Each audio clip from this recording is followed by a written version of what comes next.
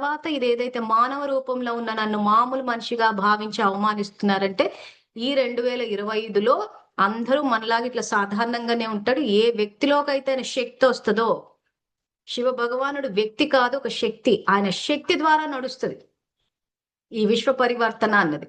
So దాన్ని ఎవరైతే ఈ కౌరవ సామ్రాజ్యం ఉంటదో, అంటే ఈ నెగటివ్ దీంతో పరధమ్నం అంటారో, వాళ్ళు గుర్తించలేకపోయి ఆయనను అవమానిస్తారు. సో కాబట్టి మాకు ఈ విషయాలన్నీ తెలుసు.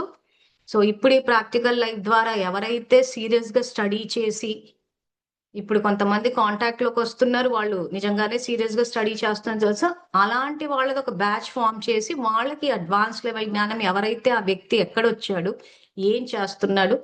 సో నిన్న చెప్పాం కదా, సంబల అంటే భగవంతునితో పాటు సమమైన శక్తి ఉన్న వ్యక్తిలోకి వస్తాడు. శంభూకాళి అన్నారు. సమనంటే ఆ దేహం అన్న దేవాలయంలో ఆయనకు వస్తాడు. ఆ వచ్చినప్పుడు ఆయన ఏం చేస్తాడు ఏంట అన్నదే ఇక్కడ మనం తెలుసుకోవాల్సిన విషయం. మనం ఆజ్ఞాకారులం అయితే ఆయనతో పాటు మనలో సేవలో కూడా భాగస్వామ్యం తీసుకోవచ్చు. లేకపోతే ఏమైందంటే ఊరికే వింటూ కూర్చుంటే అర్థమైనట్టే ఉంటది, కానీ చేయలేకపోతాం. సో కాబట్టి అందరూ దీన్ని ప్రాక్టికల్ లైఫ్ లోకి తీసుకువచ్చి కల్కి భగవానుడి యొక్క అవతరణని నిజంగా మీరు ఈ యుగంలో చూడాలన్న శుభకామనతోటి ఈరోజు క్లాస్ సమాప్తి చేస్తున్నాను.